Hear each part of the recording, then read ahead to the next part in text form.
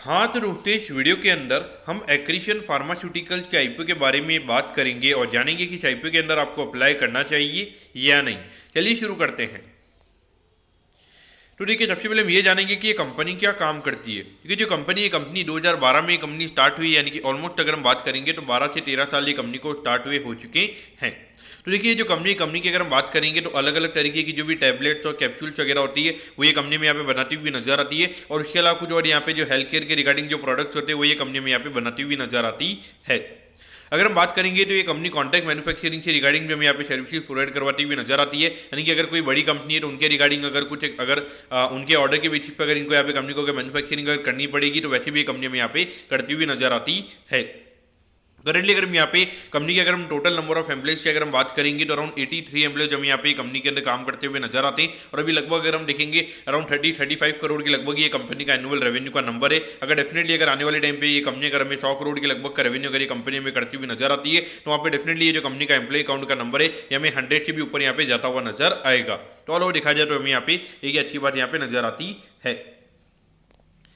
अब अगर हम यहाँ पे कंपनी के ऑब्जेक्टिव के बारे में अगर हम बात करेंगे, यानी कि जो आईपीओ से कंपनी को पैसा मिलने वाला है उससे कंपनी कैसे यूटिलाइज करने वाली है, तो देखिए लगभग यहाँ पे 2.6 करोड़ में यहाँ पे कंपनी को एक नया इक्विपमेंट वगैरह यहाँ पे कंपनी को बाय करना है मैन्युफैक्चरिंग के रिगार्डिंग, तो उसके रिगार्डिंग ये फंड में यहाँ पे यूज होता हुआ नजर आएगा। बाकी अगर हम बात करेंगे तो 4.6 करोड़ की अगर हम बात करेंगे तो यहाँ पे जो करंटली भी जो कंपनी का मैन्युफैक्चरिंग फैसिलिटी है तो इसको कंपनी को अपग्रेड करना है, तो उसके रिगार्डिंग हमें यहाँ पे 4.6 करोड़ हमें यहाँ पे कंपनी यूज करती हुई नजर आएगी। और बाकी 1.6 करोड़ की अगर हम बात करेंगे तो ये कंपनी अपने यहाँ पे जो उनके जो लोन्स वगैरह कंपनी ने लिए हुए हैं तो उसको रीपे करने के रिगार्डिंग हमें यहाँ पे ये कंपनी अपना फंड हमें यहाँ पे यूज करती हुई नजर आएगी। और बाकी जो भी फंड यहाँ पे कंपनी के पास में बचेगा तो उसको कंपनी यहाँ पे हमें वर्किंग कैपिटल के लिए हमें यहाँ पे कंपनी यूज करती हुई नजर आएगी।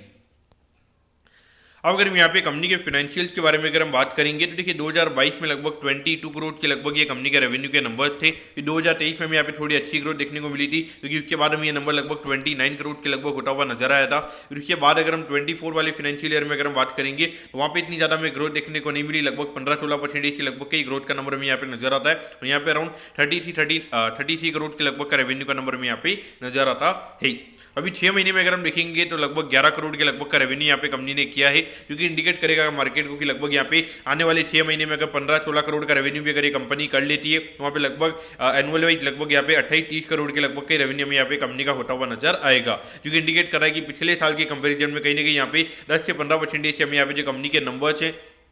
वो भी यहाँ पे कम होते हुए नजर आ सकते हैं।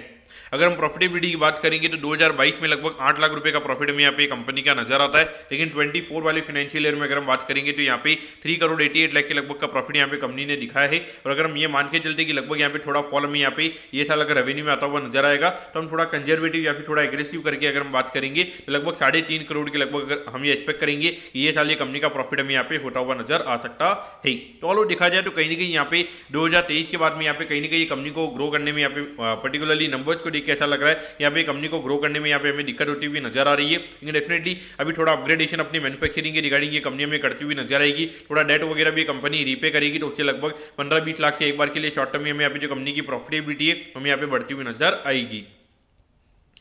अब अगर हम आईपीओ की डिटेल्स के बारे में अगर हम बात करेंगे तो देखिए 14 मई को ये आईपीओ में स्टार्ट होता हुआ नजर आएगा और 16 मई को ये आईपीओ में क्लोज होता हुआ नजर आएगा। अगर हम यहाँ पे प्राइस बैंड के बारे में अगर हम बात करेंगे तो 101 के कट ऑफ प्राइस पे कंपनी में शेयर देती हुई नजर आ रही है और 1200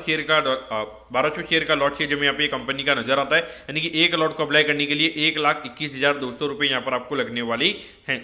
अगर हम इशू साइज की अगर हम बात करेंगे तो अराउंड 29 करोड़ 75 लाख के लगभग का आईपीओ का इशू साइज हमें यहाँ पे नजर आता है और ये पूरा पैसा कंपनी के पास में जाता हुआ नजर आएगा।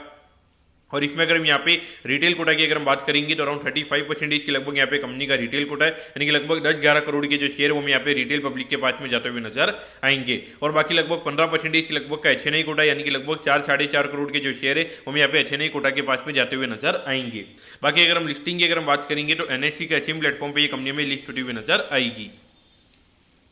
अब अगर हम यहाँ पर आईपीओ के टाइम टेबल के बारे में अगर हम बात करेंगे तो देखिए 19 तारीख को आपको पता चल जाएगा कि आपको अलॉटमेंट मिला ही, अगर अलॉटमेंट नहीं मिलता है तो 20 तारीख को रिफंड मिल जाएगा, 20 तारीख को आपके डीमैट अकाउंट में शेयर आ जाएंगे अगर आपको अलॉटमेंट मिलता ही, और 21 तारीख को ये कंपनी में लिस्ट होती हुई नजर आएगी। अब अगर हम यहाँ पे कंपनी के वैल्यूएशन के पैरामीटर्स की अगर हम बात करेंगे तो देखिए ऑलमोस्ट यहाँ पे ये कंपनी 112 करोड़ के मार्केट कैप पे ये कंपनी का आईपीओ में आता हुआ नजर आ रहा है। अगर हम यहाँ पे 2024 की जो कंपनी की अर्निंग्स है, अगर हम उसके हिसाब से भी अगर हम कंपनी के वैल्यूएशन को निकालते हैं तो लगभग यहाँ पे 29 टाइम्स के पी रेशियो पे कंपनी का आईपीओ में आता हुआ नजर आ रहा है। देखिए जो कंपनी यहाँ पे लगभग जहाँ पे ग्रोथ करने में यहाँ पे कंपनी को दिक्कत आ रही है, तो वहाँ पे कहीं ना कहीं अगर हम देखेंगे 29 टाइम्स का पी रेशियो में यहाँ पे काफी ज्यादा नजर आता है। लॉन्ग टर्म के हिसाब से अगर हम बात करेंगे, अगर ये कंपनी में अगर बियॉन्ड द पॉइंट अगर ग्रोथ नहीं आती है तो वहाँ पे लगभग मार्केट ये कंपनी का पी रेशियो में यहाँ पे 20 के लगभग यहाँ पे लाकर रख सकता है। अगर डेफिनेटली 29 का पी अगर यहाँ पे 20 के लगभग अगर हमें आता हुआ नजर आएगा तो वहाँ पे कहीं ना कहीं हमें यहाँ पे 25-30% का करेक्शन हमें यहाँ पे स्टॉक प्राइस पे देखने को मिल सकता है। लेकिन अगर हम एक पॉजिटिविटी की अगर हम बात करेंगे तो यहाँ पे क्यूआईबी कोटा की अगर हम बात करेंगे तो 50% का क्यूआईबी कोटा हमें यहाँ पे नजर आता है। लेकिन फिर भी अगर हम देखेंगे भले क्यूआईबी कोटा 50% है, लेकिन मुझे नहीं लगता कि यहाँ पे 5 से 10% से ज्यादा के प्रीमियम पे कंपनी हमें खुलती हुई नजर आएगी।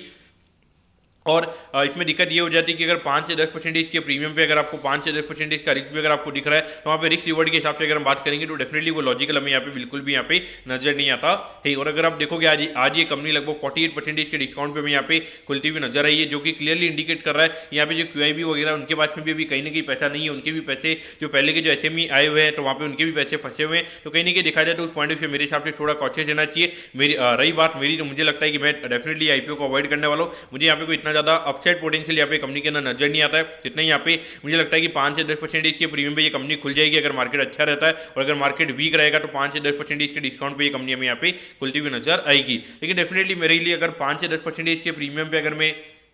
अगर ये कंपनी में अप्लाई कर रहा हूँ तो वहाँ पे डाउनसाइड के लिए मेरा ये व्यू रहता है कि अगर ये कंपनी रेट टू रेट पे अगर ये कंपनी खुल जाएगी तो मेरे लिए बढ़िया रहेगा। लेकिन अगर नीचे डाउनसाइड में भी 5-10% का अगर लॉस मेरे लिए है तो डेफिनेटली मेरे हिसाब से रिस्क रिवॉर्ड के हिसाब से वो लॉजिकल मुझे पर्टिकुलरली यहाँ पे नहीं लगता है। दोस्तों मैं कहता हूँ कि एक्रिशन फार्मास्यूटिकल्स के आईपीओ के बारे में आपको सब कुछ समझ में आ गया होगा। अगर आपकी कोई भी क्वेरीज है आप कमेंट कीजिए, मैं जरूर आपके कमेंट पर रिप्लाई करूँगा। ओके दोस्तों, thank you, have a nice day.